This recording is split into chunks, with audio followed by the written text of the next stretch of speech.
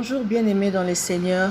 Je bénis Dieu pour cet instant qui nous donne encore de pouvoir nous approcher de sa présence pour prier, pour qu'il nous parle au travers de sa parole, car je dis toujours que la prière qui est exaucée, c'est la prière qui est faite selon la parole de Dieu.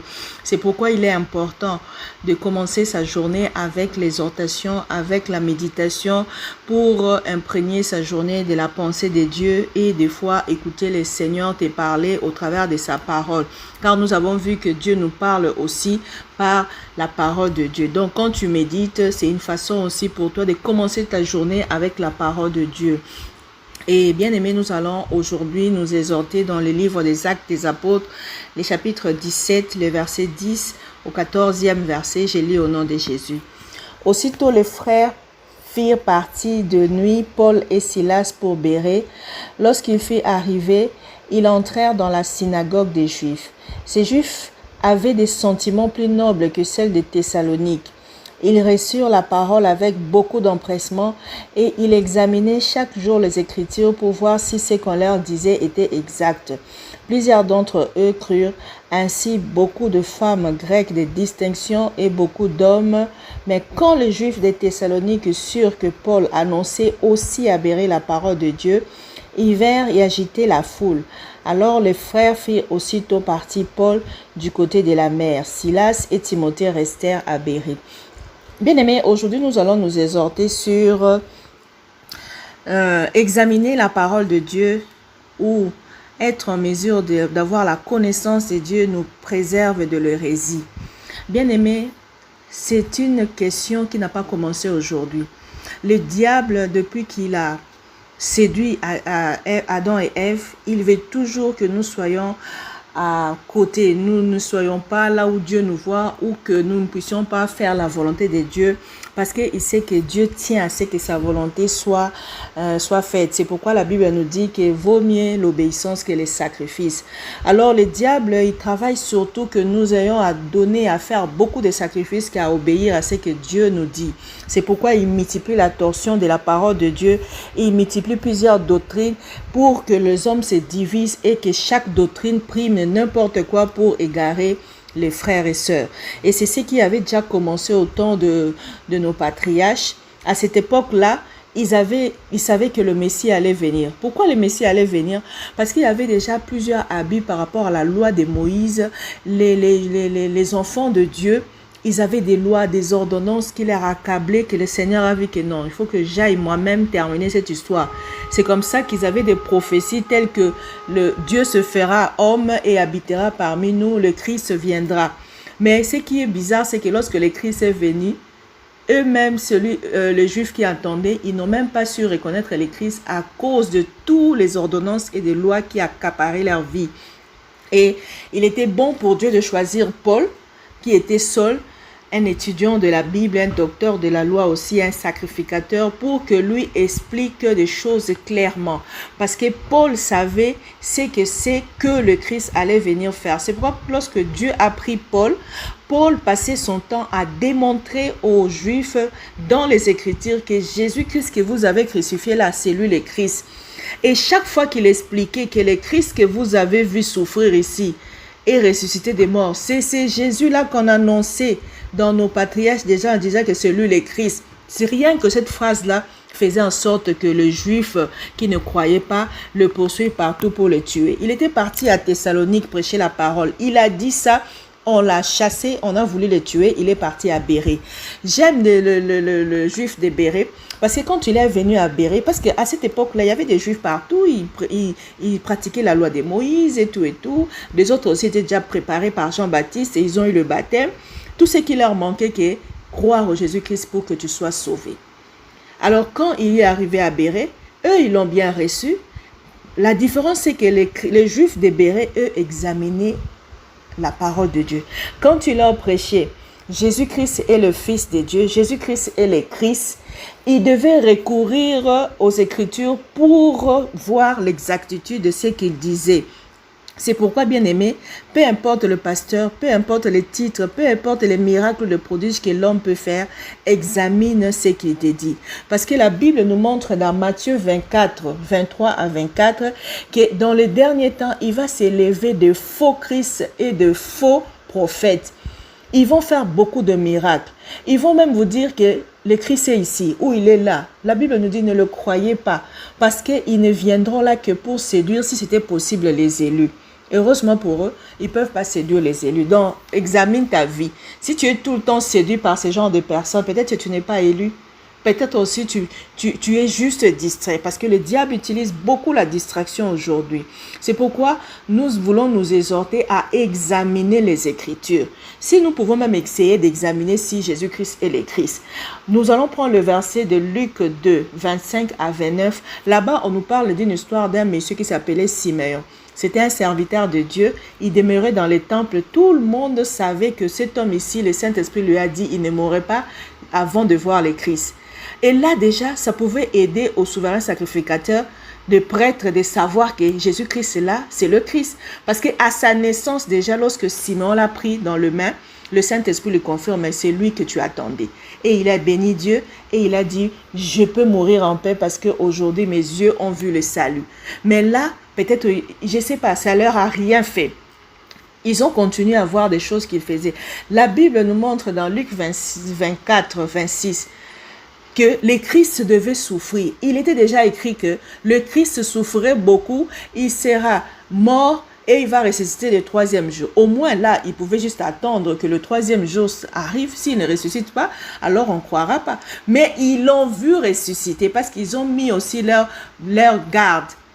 Les gardes leur a dit que ce gars-là, il est ressuscité. Nous avons vu les anges, nous avons vu ça. Mais ils n'ont pas cru. Regarde l'homme. Regarde la méchanceté des fois des hommes de Dieu qui se sont égarés. Au lieu de laisser les autres croire ou de manifester la volonté de Dieu, non. Tout celui qui est égaré, la première chose qu'il fait, il veut empêcher à tout le monde de demeurer dans la présence de Dieu. C'est pas bien. C'est pourquoi la Bible dit deux valent mieux qu'un. Si l'autre tombe, l'autre les relève. Si tu es tombé, laisse les autres te relever. Et si on te relève, examine les Écritures. Tout ce qu'on te dit par rapport à Dieu ou tout ce qu'on te dit par rapport à la vie de Jésus-Christ, c'est vérifiable dans les Écritures. Même les disciples lui-même, Jésus-Christ a dit aux disciples un jour, que dites-vous de moi? Qui suis-je? Pierre pouvait lui dire, tu es le Christ, tu es le Fils de Dieu vivant. Pourquoi? Parce que ils ont eu à vérifier que le Christ devait naître où? À Bethléem. C'était déjà écrit. Lui, il est né où? À Bethléem. Le Christ devait souffrir, devait ressusciter le troisième jour. Oui, il a souffert et il est ressuscité. Donc, si les Juifs avaient le temps d'examiner les Écritures, ils n'allaient pas mettre à côté, à la porte, le Messie qui était venu les sauver. Mais l'amour de Dieu a fait qu'à cause de leur désobéissance, à cause de la méchanceté, à cause de ces rejet, nous aussi les nations, nous avons bénéficié de cet amour parce qu'il était écrit aussi du Messie qu'il viendra pour sauver les nations. C'est pourquoi Jésus-Christ, il s'est fait appeler, il dit, je suis la lumière du monde. Celui qui marche avec moi ne marchera pas dans les ténèbres. Donc là, ce n'est plus question seulement des Juifs, c'est question de nous tous. Alors aujourd'hui, je vais te poser une question. Tu marches toujours dans les ténèbres, pourquoi? Qu'est-ce qui t'empêche de marcher dans la lumière? Pourquoi tu ne reçois pas Jésus-Christ comme ton Seigneur et ton Sauveur pour que ta vie change? Bien-aimé, c'est simple de dire, non, moi je ne vais pas croire à ça. Mais pourquoi tu ne veux pas croire au moment où tu n'as pas vérifié? Même tout ce que je dis, tout ce que j'exhorte, je donne des versets bibliques. Tu dois vérifier pour que ta foi augmente. Mais si tu t'arrêtes à dire, non, moi je ne crois pas à ces choses-là, il y a beaucoup de ceci, il y a beaucoup de cela. Oui, il ne suffit pas seulement de parler, il ne suffit pas de murmurer pour de bêtises, mais vérifie. Aujourd'hui, nous apprenons, Dieu nous a parlé, il nous dit de commencer à vérifier les Écritures afin que nous puissions être promptes à faire de bons choix. Bien-aimés, Éphésiens 5:10 nous dit, si vous examinez les Écritures, vous allez connaître ce qui est agréable à Dieu. Pour connaître ce que Dieu aime, tu dois méditer. Tu dois examiner les Écritures. Et le diable t'empêchera toujours à méditer. Le diable mettra en toi la méchanceté, la haine contre les Écritures pour que tu ne vérifies pas, pour que tu ne sois pas sauvé, pour que tu continues à marcher dans la distraction. C'est pourquoi j'aimerais que nous puissions commencer à examiner toutes choses. Même Josué, pour gagner la bataille, on nous montre ça dans Josué 2:1. Il a envoyé les gens vérifier qu'est-ce qu'il y avait dans cette nation, dans le pays où il devait partir. Donc, examiner les choses, vérifier les choses te met à l'abri des erreurs. C'est pourquoi nous allons prier au nom de Jésus-Christ. Merci Seigneur Jésus. Merci parce que tu es notre Dieu, tu es notre Seigneur. Merci parce que tu nous fais marcher, Seigneur, dans ta voie. Merci parce que tu es notre lumière. Tu ne veux pas que nous marchions dans les ténèbres. Tu veux, Seigneur, que nous puissions saisir la portée de ton amour pour nous, afin que le monde ne nous distrait pas, afin que les faux prophètes et les faux pasteurs ne nous distraient pas. Seigneur, tu nous as donné ta parole qui est dans la Bible. Donne-nous la force, Seigneur, ô Dieu, de méditer tout le jour. Donne-nous, Seigneur, l'amour des Écritures, enfin, comme le chrétien de Béret, nous puissions passer beaucoup de notre temps à vérifier ce qui est écrit dans les Écritures. Aujourd'hui, il y a beaucoup des abus, il y a beaucoup de choses, mais la majorité des choses qui s'est fait sous le soleil n'est pas biblique, n'est pas, Seigneur, ô Dieu, de ta pensée, n'est pas ce que tu veux. Toi-même, tu nous as demandé, Seigneur, de commencer à examiner des prophéties, afin que nous puissions connaître ce qu'on doit prendre. Parce que même dans les prophéties, il y a toujours de la mer et des choses à rejeter. 1 Thessaloniciens 5:21 nous dit, examinez toutes choses, retenez ce qui est bon dans les prophéties. Parce que Seigneur, il ne suffit pas que quelqu'un vienne nous parler ou nous dire des choses qui soient vraies. Mais c'est facile d'examiner, de vérifier. Parce que tout ce que l'homme pourra prophétiser ou dire ou faire, elle est déjà dans la Bible.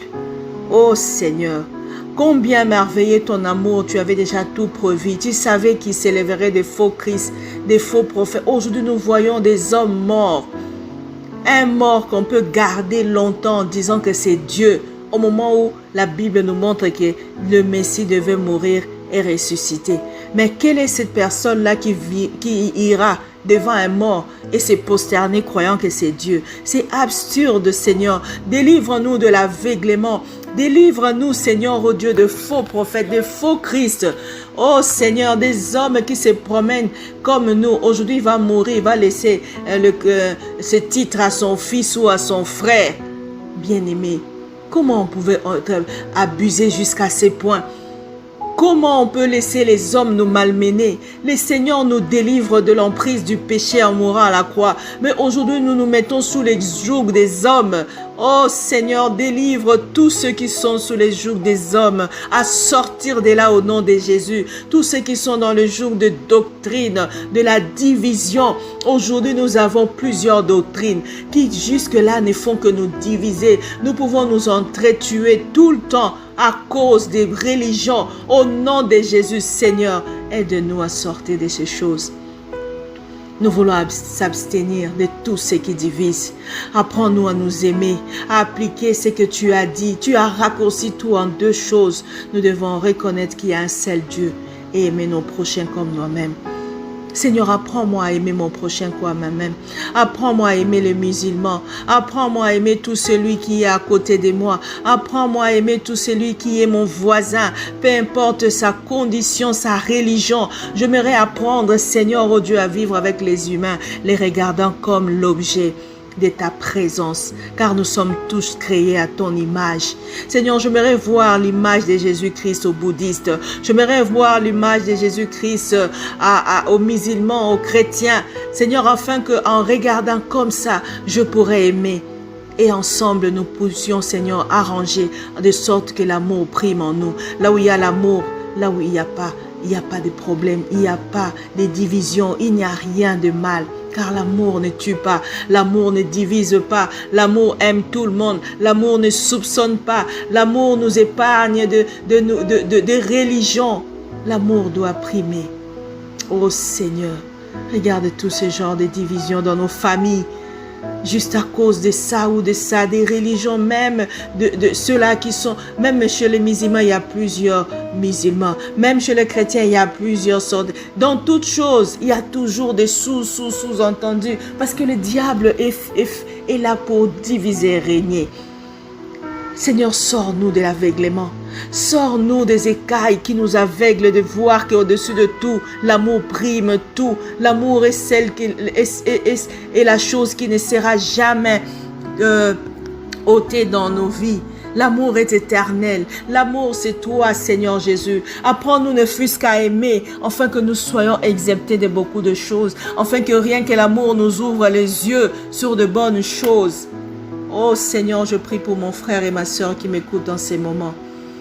J'aimerais que cette journée soit une journée où les écailles tombent de nos yeux, où nous ayons le souci, l'amour de chercher les Écritures, d'aimer des Écritures, de lire notre Bible, de commencer à faire des recherches pour savoir qu'est-ce que Dieu nous a légué comme héritage.